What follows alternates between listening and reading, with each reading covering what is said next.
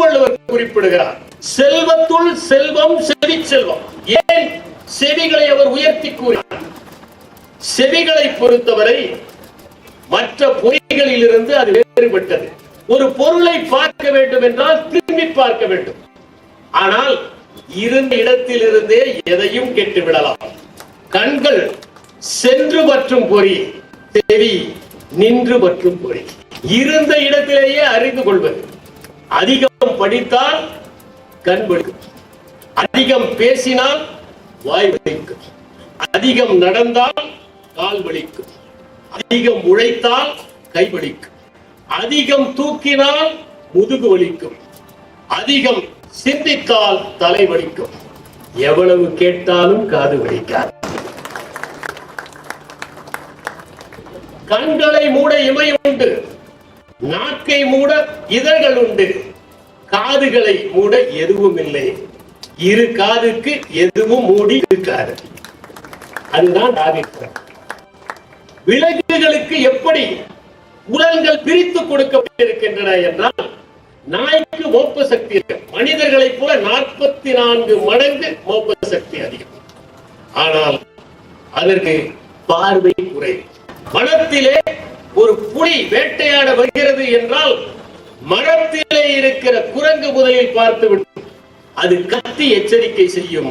உடனே மான்கள் விழிப்படைந்து விடும். அந்த மான்களின் காதுகள் எந்த திசையில் ஓசை வருகிறது என்றே பார்க்கும். கேட்கிற திறன் நம்மை விட யானைக்கு அதிகம். அதனால் இன்ஃப்ரா சவுண்ட் என்பதை கேட்கிற சக்தி யானைக்கு இருக்கிறது. நாம் கேட்க முடியாத ஓசைகளை அது கேட்பதால் தரையிலேயே சத்தத்தை எழுப்பி மற்ற யானைகளை எச்சரிக்கை செய்ய முடியும். வௌவால்கள் இரவிலே பறக்கின்றன, சுவரிலே மோதாமல் பறக்கின்றன. காரணம், அல்ட்ராசானிக் அதிர்வலைகளை எழுப்பி சுவர் இருப்பதை அவை கண்டுபிடித்துக் கொள்கின்றன. மனிதனுடைய மகத்துவமே அவனுக்கு மோந்து பார்க்கும் தன்மையும், விழிகளால் பார்க்கிற தன்மையும், காதுகளால் கேட்கிற தன்மையும் சம அளவில் இருப்பதுதான். அதுதான் மனிதனுடைய சிறப்பு. நம்முடைய உறுப்பிலேயே சிறப்பு வாய்ந்தது காது. ஏனென்றால் இந்த காதுகள் 2 பேருக்கும் ஒரே மாதிரி இருப்பது. தொடக்கத்திலே கைரேகைக்கு பதிலாக காது ரேகை வைக்கலாமா என்று கூட யோசித்தார்கள். நாம் சின்ன வயதிலேயே குத்துவது காதுகளைத்தான். அது மட்டுமல்ல, யாராவது ஏமாந்தாலும் நாம் குத்துவது அவர்கள் காதுகளைத்தான். இப்படி காதுகளுக்கு எண்ணற்ற சிறப்பு இருப்பதனாலும் பெரும்பாலானவற்றை நாம் கேட்டுத்தான் அறிந்து கொள்கின்றோம். உண்பது எப்படி என்று புத்தகம் படித்தான் கற்றுக்கொண்டோம். குடிப்பது எப்படி என்று யாராவது வகுப்பு எடுத்தார்களா? பற்களை துலக்குவது எப்படி என்று யாராவது பாடம் போதித்தார்களா?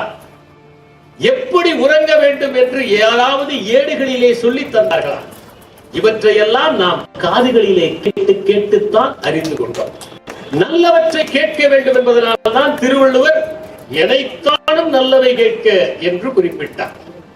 அதனால் கற்றிலனாயினும் கேட்க, படிக்காமல் இருந்தால் கூட கேள்வியின் மூலம் ஒருவர் அறிவு பெற முடியும் என்பதை அவர் தெளிவுபடுத்தினார்.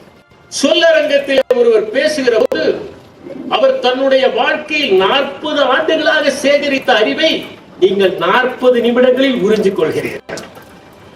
5 நிமிடங்களில் படித்த மிகப்பெரிய புத்தகத்தை உங்களுக்கு சுருக்கமாக சொல்லிவிடுகிறார். அவர் சொல்வதிலிருந்து எந்தெந்த புத்தகங்களை வாங்க வேண்டும் என்று நீங்கள் தெரிந்து கொள்கிறீர்கள்.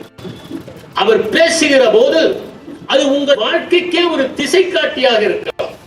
ஒரே ஒரு சிந்தனை ஒரு பேச்சிலே கிடைத்து அதை நீங்கள் இல்லத்திற்கு எடுத்து சென்றால் கூட அது மகத்துவம் வாய்ந்ததுதான். உதாரணமாக, நான் சிறு வயதில் சித்பவானந்தா என்பவர் எங்கள் பள்ளியில் விவேகானந்தர் எவ்வளவு விழிப்புணர்வு பெற்றவர் என்பதற்கு ஒரு சின்ன கதையை சொன்னார். அந்த சிறுகதை என்னுடைய இதயத்தில் இன்னமும் இடம் பெற்று இருக்கிறது. அதை கேட்ட பிறகு நான் என்னுடைய கவனத்தை எப்படி குவிப்பது என்பதை கற்றுக்கொண்டேன். எவ்வளவு பெரிய சந்தையிலும் ஒரு புத்தகத்தை சந்தடி இல்லாமல் படித்து விடுகிற தன்மையை நான் பெற்றது அந்த சிறுகதையால் தான். அதனால் நீங்கள் சொல்லரங்கத்திலே அவர் கூறுகிற கருத்துகள் உங்கள் வாழ்க்கையை ஒளிமயமாக்குவதற்கான வாய்ப்பு இருக்கிறது. என்னதான் காணொளியில் கேட்டாலும் நேராக கேட்பதை போன்ற இனிமை அது இருக்காது. எப்படி பசுவின் படியிலே இருக்கிற பால் பாத்திரத்திற்கு வந்தாலே நீர்த்து போய் விடுகிறதோ, அதை போல நேரடியாக கேட்கிற போது இருக்கிற அந்த தாக்கம் அதை காணொளியில் கேட்கிற போது ஏற்படுவது இல்லை.